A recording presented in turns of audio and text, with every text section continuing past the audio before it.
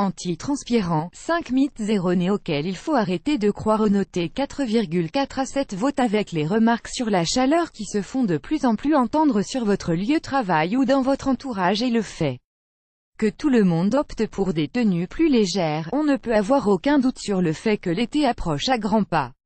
Et qui dit été dit aussi transpiration. Or, on a souvent du mal à assumer nos petites auréoles sous les aisselles et les odeurs qui vont avec. Du coup, on se rue sur les déodorants, mais l'on se sent vite perdu face à leurs nombreuses allégations des industriels et les on-dit sur la question. Grand-mère revient sur quelques mythes erronés pour vous. Mythe numéro 1, le déodorant lutte contre la transpiration. Le terme déodorant est devenu générique dans le langage courant, mais à la base, un déodorant ne sert qu'à combattre les bactéries à l'origine des mauvaises odeurs ou à absorber ces dernières.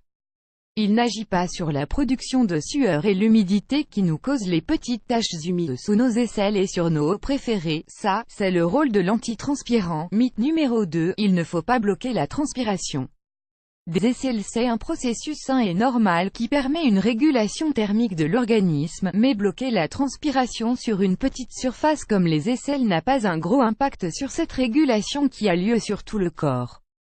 En tout cas, si vous n'avez pas un excès de transpiration, un simple déodorant devrait vous suffire. Mythe numéro 3, toutes les présentations d'un même produit, stick, spray, se valentent. L'efficacité et l'effet ne sont pas identiques. Le roll-on ou le stick sont souvent plus efficaces, car plus riches en sel d'aluminium. Les sprays ont un effet frais et sont plus hygiéniques. Ils ne sont pas en contact avec les bactéries de l'aisselle, mais ils sont mauvais pour la couche d'ozone, inflammable et conduisent à l'inhalation de produits volatiles. Mythe numéro 4. La pierre d'Alain est meilleure que les sels d'aluminium. Même si les avis divergent, on critique énormément les sels d'aluminium et on les évite par précaution. Cancer du sein, Alzheimer. En plus un produit en contient, plus il sera irritant. Sentant le vent tourner, les industriels ont commencé à proposer des produits à la pierre d'Alain, sans préciser que ce produit en contient aussi. La pierre d'Alain synthétique issue de l'industrie chimique lourde, ammonium alum, présente les mêmes risques que les sels d'aluminium et c'est celle que l'on retrouve le plus en magasin.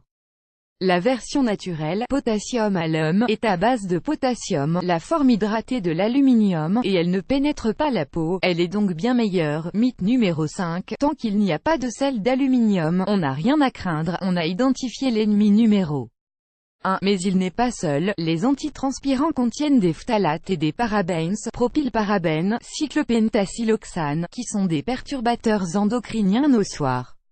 Les déodorants sont souvent gorgés d'alcool pour aseptiser, parfumer et mieux conserver le produit, ce qui peut irriter et piquer. Les parfums et autres huiles essentielles peuvent aussi causer des réactions et les actifs antibactériens ou antiseptiques peuvent causer des allergies.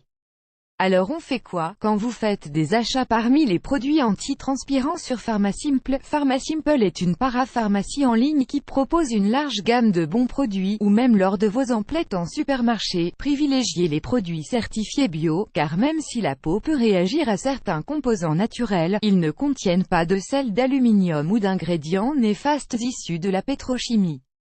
N'hésitez pas à regarder un peu les compositions et à ne pas vous laisser avoir par les promesses souvent bien mensongères du packaging.